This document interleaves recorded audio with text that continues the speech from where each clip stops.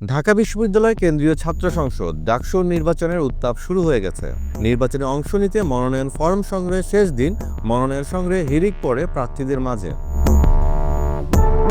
এবার ২৮টি কেন্দ্রীয় পদে মনোনয়নপত্র সংগ্রহ করেছেন মোট ৫৬৫ জন শিক্ষার্থী।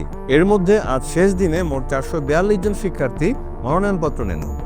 সোমবার ১৮ আগস্ট সকাল থেকেই নির্বাচন কমিশনের প্রধান রিটার্নিং কর্মকর্তার কক্ষ থেকে মনোনয়ন ফর্ম সংগ্রহ করেছে ক্যাম্পাসের সকল স্বতন্ত্র ও ক্রিয়াশীল ছাত্র সংগঠনের নেতারা। সরেজমিনে দেখা যায় সিনেট ভবনে প্রার্থীদের ভিড়।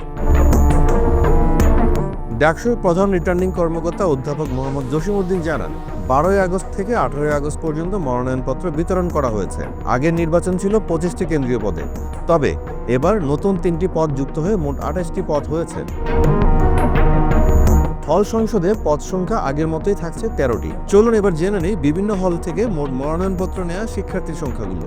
সলিমুল্লাহ মুসলিম হলে ৭১ জন, শহীদুল্লাহ হলে ৯৭ জন, জগন্নাথ হলে ৬৬ জন, ফজলুল হক মুসলিম হলে ৭৮ জন, শহীদ সার্জেন্ট জহুরুল হক হলে ৯৩ জন, বেগম রোকেয়া হলে ৪৬ জন, সূর্য সেন হলে ৯০ জন, মহসিন হলে ৭৪ জন, শামসুন্নাহার হলে ৩৭ জন, জসিমউদ্দিন হলে ৭৪ জন, জিয়াউর রহমান হলে ৮৭ জন, শেখ মুজিবুর রহমান হলে ৬৯ জন, কুয়েত মৈত্রী হলে ২৯ জন, ফজিলাতুন্নেসা মুজিব হলে ৩০ জন, অমর একুশে হলে ৮৪ জন, সুফিয়া কামাল হলে ৪০ জন, বিজয় ৭১ হলে ৮৮ জন এবং স্যার এএফ রহমান হলে ৭৩ জন মনোনয়নপত্র নিয়েছেন।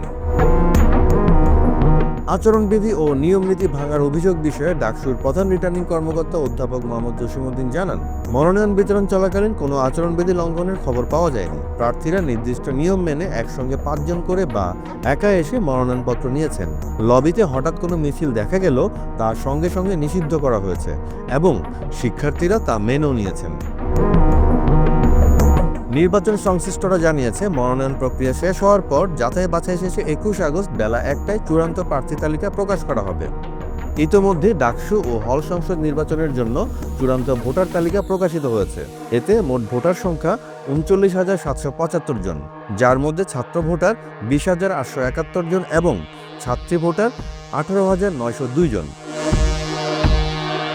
দেশের বদলে যাওয়া রাজনৈতিক প্রেক্ষাপটে ডাকসু নির্বাচনের এই উত্তেজনা এবার শিক্ষার্থীদের মধ্যে ব্যাপক আগ্রহ সৃষ্টি করেছে।